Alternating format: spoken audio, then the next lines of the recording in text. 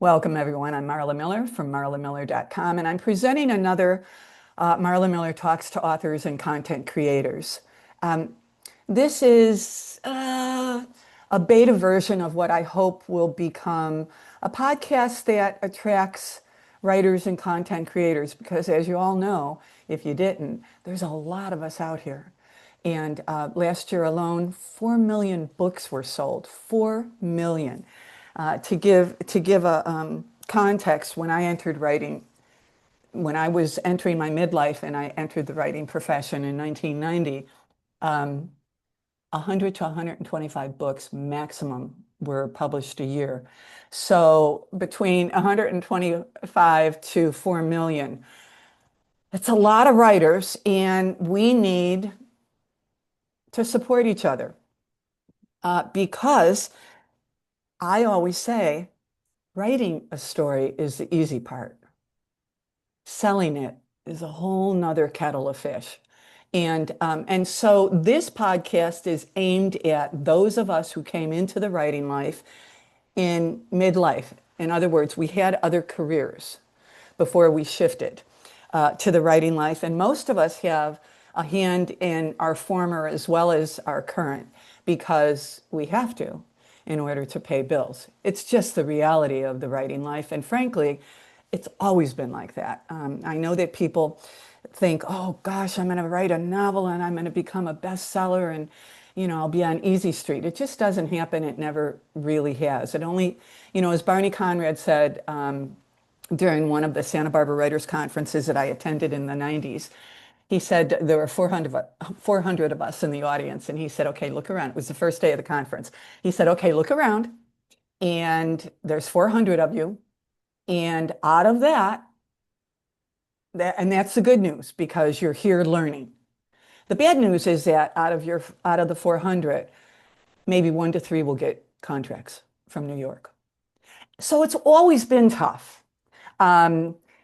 I'm not sure that it's been as tough as it is now, but be that as it may, I'm here today with an author who has been incredibly prolific in the last 5 years. Um, Dennis K Crosby hails from San Diego. I met him at the Southern California Writers Conference where we both teach workshops.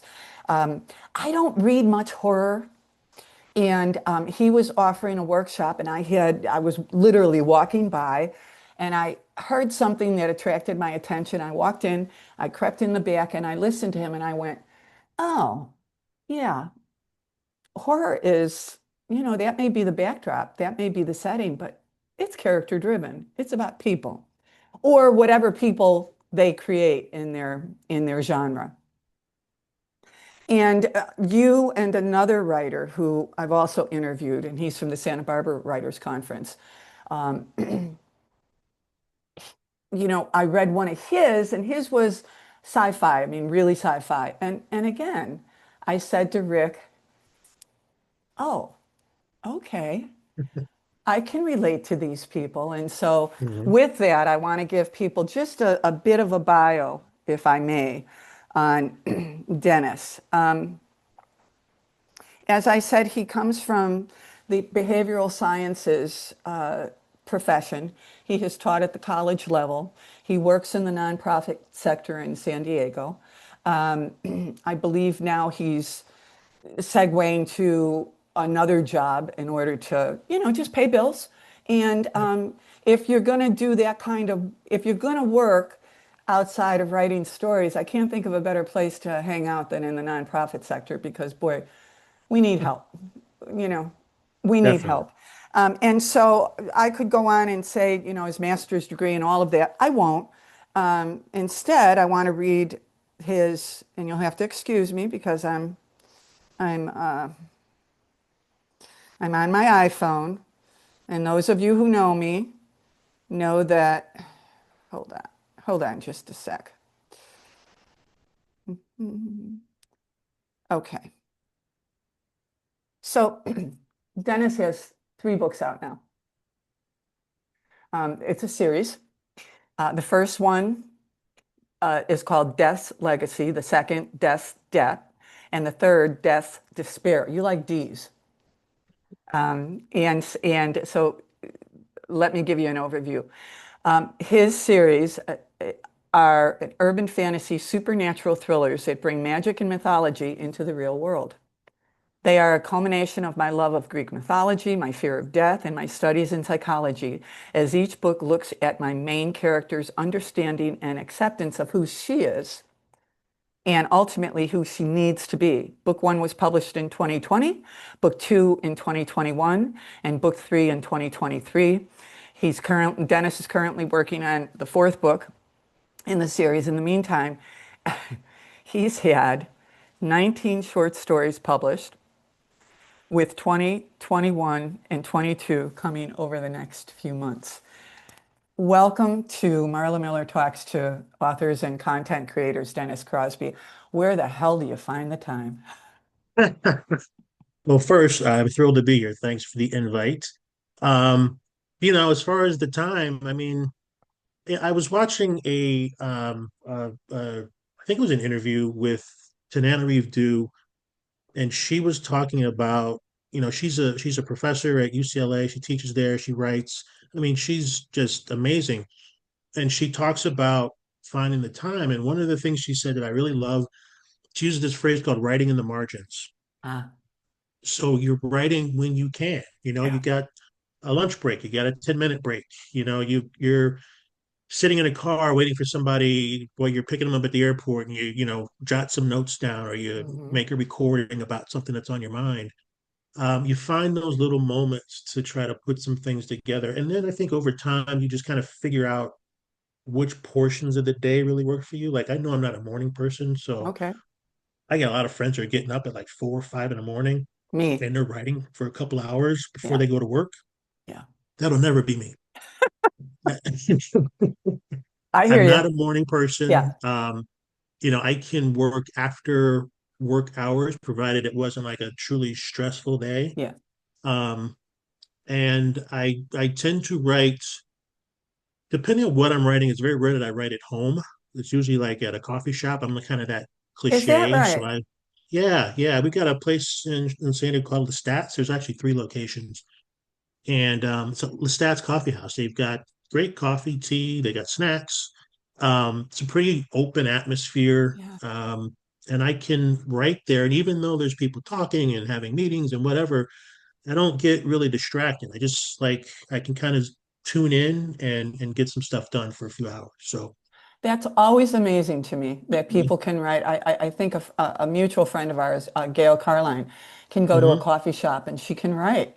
And yeah, I just, it's amazing to me that people can because for me, Dennis, writing story is difficult. It's always been difficult, not nonfiction, fiction.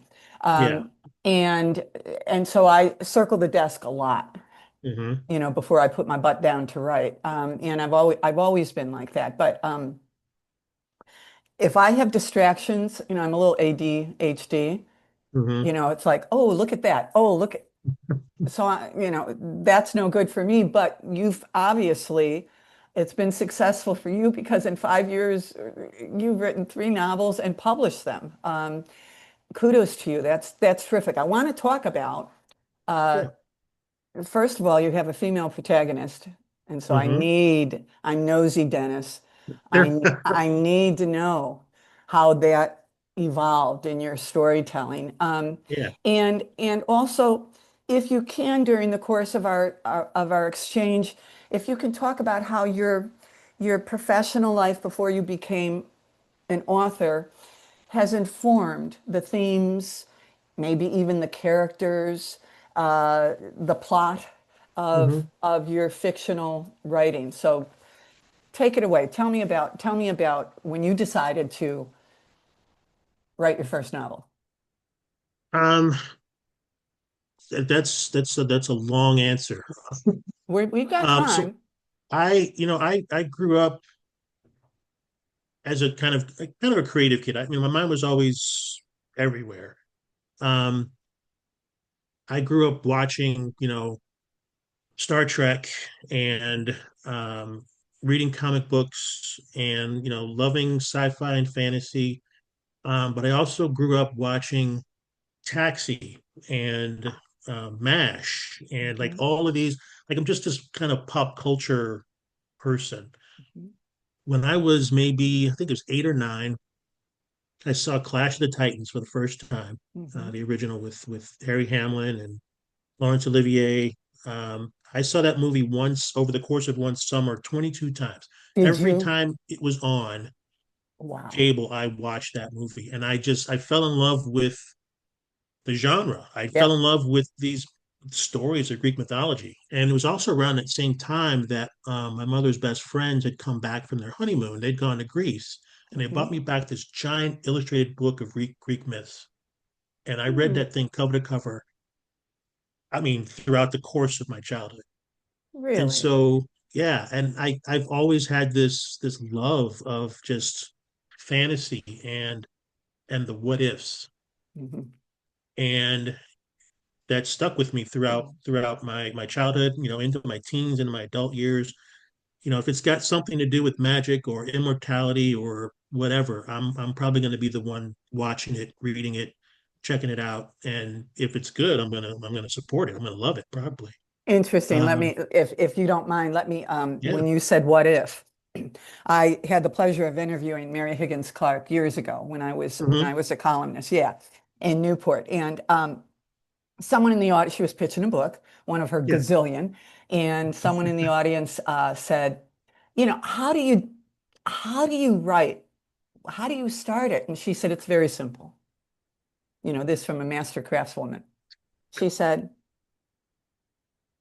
you ask two questions. What if, whatever that is, Hmm. dot, dot, dot, then what? Hmm. And you're off and running. Exactly. And I never forgot that. And I thought, boy, to distill it down into that kind of simple equation. Of course, there's so much more than that into Yeah. writing long But you got to have fiction. a place to start. You got to have a place to start. So that was Yeah. really interesting that you said that. So that kind of set the foundation for your interest in the genres that you have incorporated into your storytelling. Am I hearing that correctly? Yeah. I mean, that was always there. It was always the foundation of it. When I Mm-hmm. first announced that I wanted to write a book, I just finished my undergraduate degree. Mm-hmm. I got a degree in criminal justice. My plan was to go into law enforcement. I had a Oh. whole career set, 25 years as law enforcement, retire, open a Mm-hmm. PI firm, work another 10, 15 years, open a bar, and just like chill. Sounds good. Uh, that was my life goal. Yeah, yeah, not bad. And at some point, I was out with some friends and I announced to them I was going to write a book. And I started writing it like a year later. And this is 99, 2000. Okay. And then I realized I don't know how to write a book. I'd always been good at writing in school. I Yeah. got A's on everything that I did creative writing. I was very cocky as a writer. Um, but then I realized I didn't know anything about this craft. And so I stepped away from it for a while.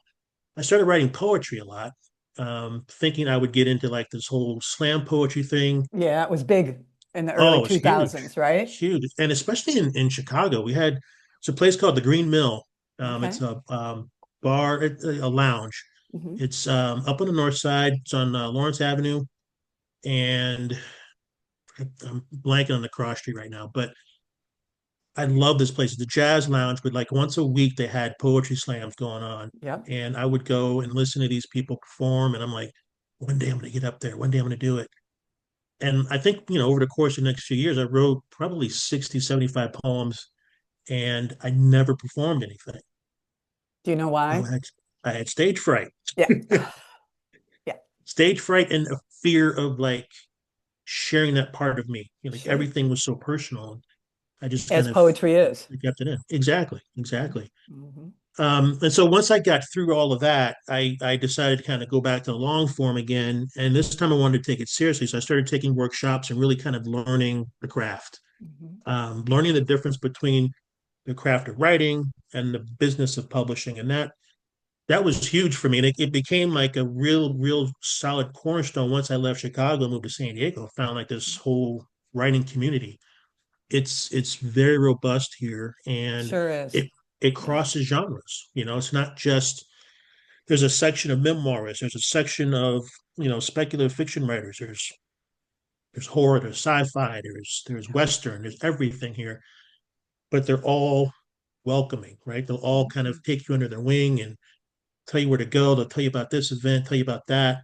And so I think I really grew as a writer once I got here and started just learning more about the community, the business, the craft. Mhm. Um, and so once I started writing this book,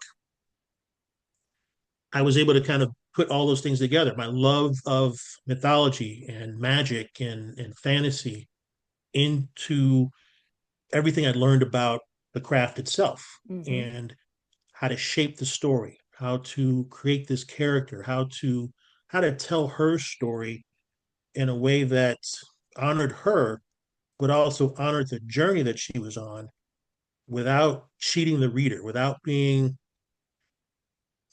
cliche in it, without putting, the stereotypes in there. Mhm. Being authentic in that story as much as possible so that people can actually connect to it. All of that happened because of the things that I, learned and read as a kid and, up through my adult life, and then was able to kind of blend once I moved here. And Interesting. without that, it wouldn't have been, it would not have been fun. It wouldn't have been good for sure. I But think what the you're, journey was fun. I think that what you're saying is so important because you can know how to spin words. You Hmm. can write, for your profession in your professional life, you can be a solid writer. People in your in your workplace can say, yeah, go to Dennis or go to because they'll be able to clean that up for you. I mean, that's all Yep. wonderful. That's all Yep. terrific. But I just had this happen to me. And I want to share it here because I think that it has value, especially in our 21st century learning mode. Writers have taken to social media to learn craft. And I've sensed this for a long time. But I posted something about, I'm always preaching about going to writers' conferences, going to Hmm. writers' workshops, Yep. going to read and critique workshops to get your stories vetted. I'm always doing that because as an editor, I get manuscripts from people that are missing craft. Yeah, You know, exactly. they're just missing craft. And one gal on one of the Facebook pages that I am on and I really like, it's women editors, authors, agents, and publishers, and it's for women only. She said, I attended my first writers' conference, and she had, I think, published maybe a book already. She said, last weekend I attended my first writers' conference, and it was there that I realized how much I didn't know. Yeah. And so I said, where are you getting where are you learning your craft? And she was very honest, and she said, on social media. Hmm. And I went, ay, ay, ay, ay, ay. That explains a lot. And so I'm really glad to hear you say that, if you want to write stories that sell and get good reviews, as your stories do, because I checked them out, you got to know craft. You got to You know gotta know. the Yeah. back end of this story that you're sharing with the world. And Hmm. I think, and I'm maybe a little bit biased, I think that if we don't do that at the undergraduate level, if we don't go out of, graduate from undergrad and then go into the MFA program, um, we have to figure out ways to at least be competitive because those writers know craft. Absolutely.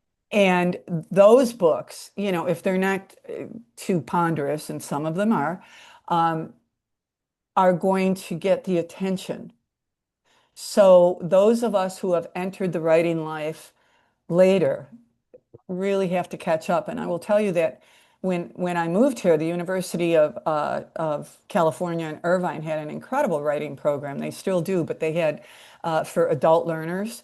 And I Yeah. took for over 2 years, I took every damn workshop I could and met my mentors there who then introduced me to the Santa Barbara Writers Conference. I wouldn't have had any of that if I hadn't stepped outside of myself. And like you, Dennis, I always thought I was a pretty good writer, so what do I need to I could learn? I could string words together and I could make Right. an essay, I could make an essay pop. I Me wrote it. too. I've told the story before to people. When I was in high school, I wrote a paper for English. The topic was on fate and fatalism and this belief that things are set in stone and there's nothing that you can really do to change it and Hmm. blah, blah, blah. So I took the side that I believe in it, right? I believe in fate. I believe that things are kind of etched. We're just kind of going through the motions until we get to this inevitability. Hmm. My paper was 2 weeks late and I turned it in, and the very last sentence was, I believe in fatalism so much that I know that even though this paper is 2 weeks late, I'm going to get an A on it. I swear to God. And did you? I got it. I got it back the next day, and she gave me an A minus Because it was late. because it was late. But she said, this is the cockiest paper I've ever read in my Yeah. life. But the way that you wrote it, the things that you put together, it was fantastic. And I that just kind of like fed this monster that said, I can fix anything with my writing. Hmm. I can do anything with my writing, and I can be creative, and I can put things together. But you're right in the sense that if you don't know how to do it for a longer form, Hmm. you're going to struggle. You're going to find yourself, just kind of wallowing. And that very first book that I tried to write, it was a vampire novel, Hmm. and it essentially became a diary entry for everything I was going through that day Interesting. Yeah. Hmm. because I had no clue how to craft this story. I had no clue about character development. I didn't know what a three-act structure was. Hmm. I didn't know anything about how to just kind of put this thing from start to finish. It was about a vampire, a guy who worked at Home Depot where I had happened to work at the time, Hmm. who had to switch from the day shift to the night shift because he couldn't stand the sun. I mean, it was ridiculous. It's a Hmm. great premise at the time, but once I finally learned the craft and learned the rules, Yeah. and rules change, but you got to know what the rules are so that you know what you can play with That's later on. exactly. I mean, I think Hemingway said that, you don't break the rules until you learn them. And Exactly. And whoever said it, everyone says Hemingway said everything. But I know enough about him to, he likely said that. I want to talk mhm. about two things. One about the arrogance of writers, because it is just part of our DNA. I think that if you have the belief that you can write long form that is going to be 300 pages, you got to be a little arrogant. You got to have a little bit in you. I mean, I don't know. I was arrogant younger. I think once I realized how much I didn't know, Yeah. I set that aside. And everything that I've done since I really got into this writing community, and we're talking, 2012 till today, Yeah. um, I go in believing I know nothing. I've taken workshops multiple times because each time I get something different out of it. I have too. Yep. Um, the workshops, even that I teach, sometimes will shift because new information comes in or Yeah. something Sure. changes in the field. So you got to be able to adapt, and you can't what I've learned the most is that you can't come in thinking that you know everything. I've met a lot of writers that think that and that kind of operate in that way, and they're not all that well received.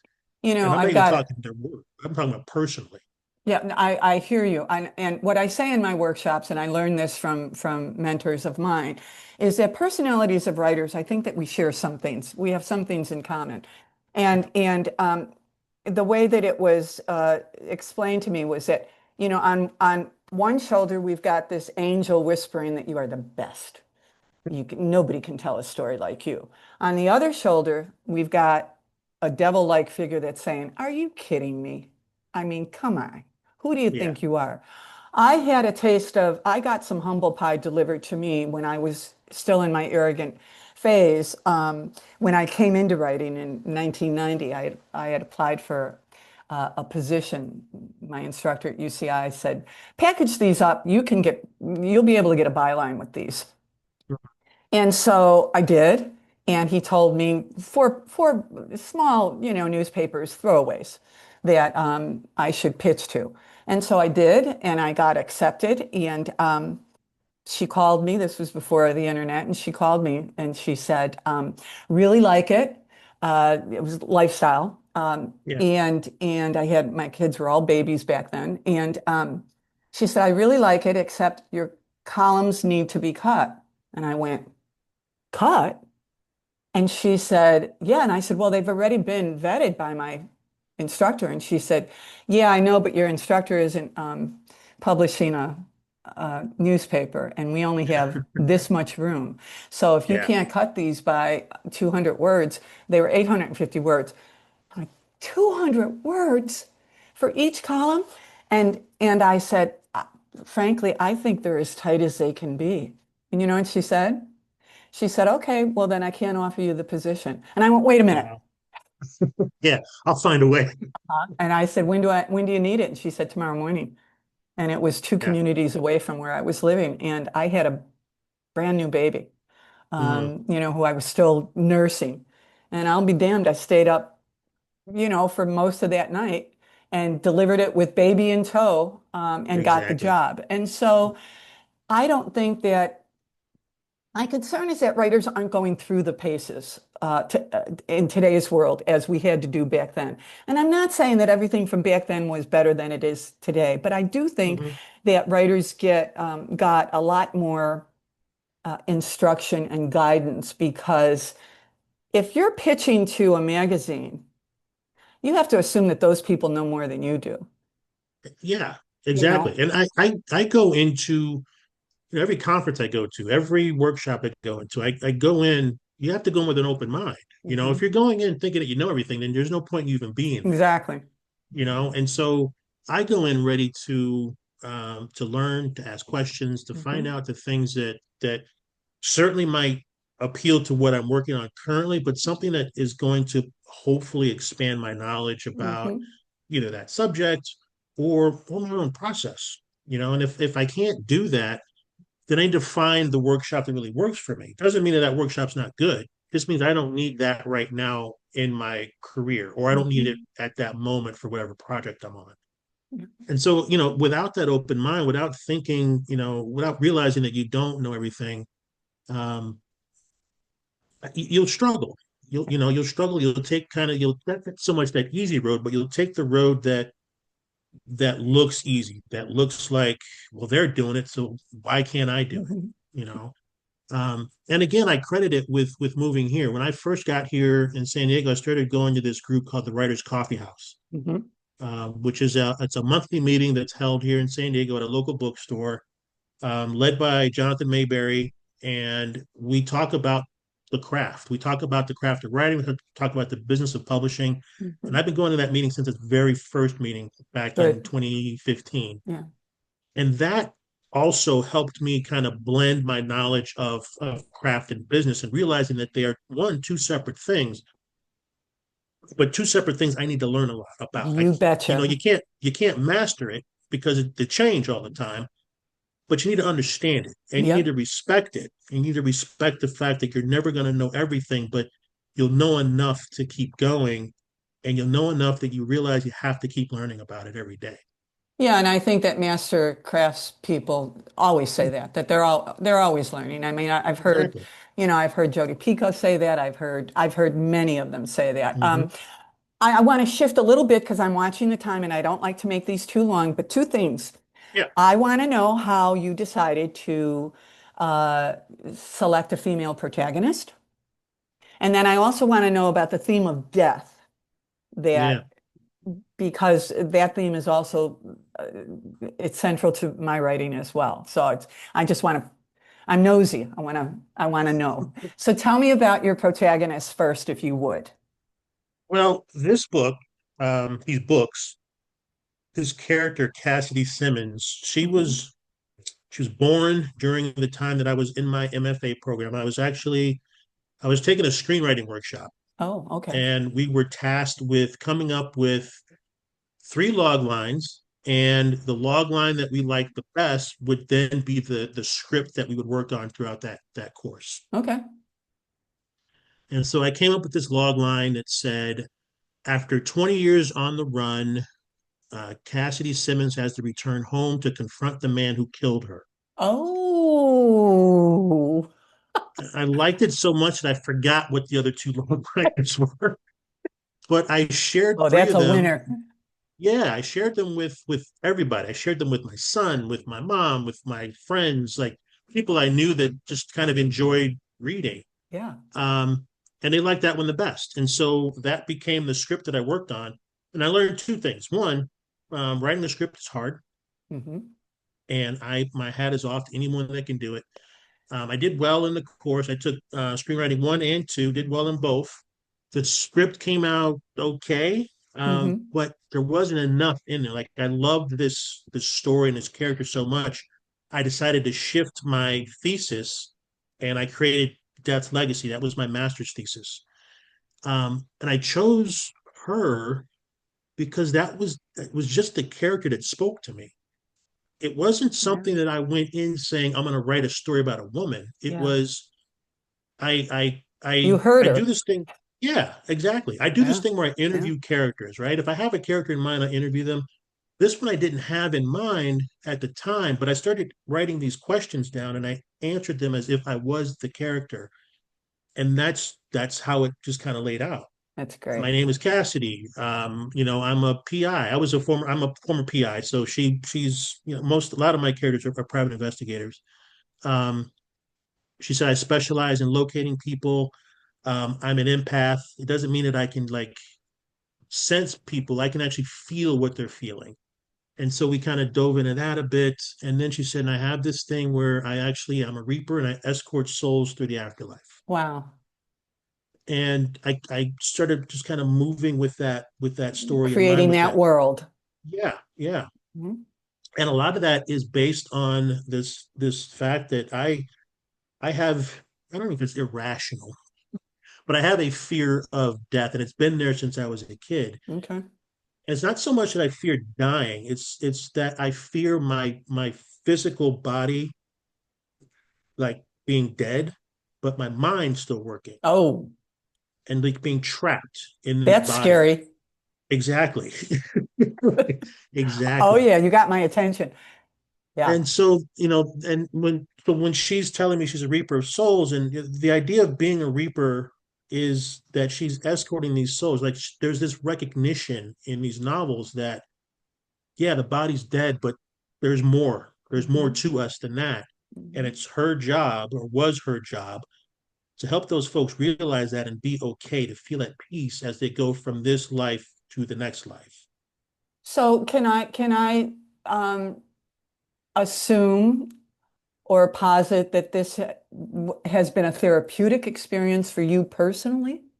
In some regard, yeah. I mean, Hmm. there's certainly a Getting lot. closer to. Yeah, yeah. Mhm. With writers, we write so much, and I think a lot of what we write, we're in control of it to some degree. Yeah, Sometimes the story takes over and it has to be told a certain way, but there's a bit of control in how we write something or what we decide to write. And I think that control kind of helps us, understand ourselves a little bit more. absolutely. We kind of dig into the subject a bit. And so we're able to kind of put Absolutely. these things together. Yeah. Yeah, And so, yeah, it has been. It's also been a way for me. You'd asked earlier about how kind of my professional life seeps in. Like I already mentioned, a lot of my PI. characters Yeah, are yeah. PIs. But once I transitioned from that world into social service, into behavioral health, Cassidy is also a bit of an addict. Okay. She acknowledges that she is. Hmm. She's kind of in the way James Bond is an alcoholic. Okay. He drinks, but he still gets the job done. That Gets the was her job for done. a very Yeah. long time. Okay. And it was really about her trying to understand and process the trauma that she'd experienced as a kid, being bullied, being teased. I was bullied as a kid. I was teased as a kid. Yeah. And so we kind of go through that with her and see where she's come and how far she's evolved Yeah. from being, what they called her as a kid was Crazy Cassie. And now she's gone from Crazy Cassie to Reaper of Souls to the Goddess of Death. And we just follow that journey and try Yeah. to get her to a point where she can reconcile who she is, acknowledge what she's gone through, but recognize that that doesn't define who she is now. She actually has a very pivotal role in her life, for her life, but for the people around her and for the world at large too. Fascinating. And this character has so much volume, so much depth, so many layers that you see another book coming. Yeah, yeah. The first book kind of laid the Fascinating. foundation. Yeah. Yeah, I tell people that the first book was kind of again laying that foundation. The second book was more like Star Wars, Mm-hmm. and the third book is kind of my Empire Strikes Back, Got it. where the bad guys win. And then the third book is my Return of the Jedi. So Okay.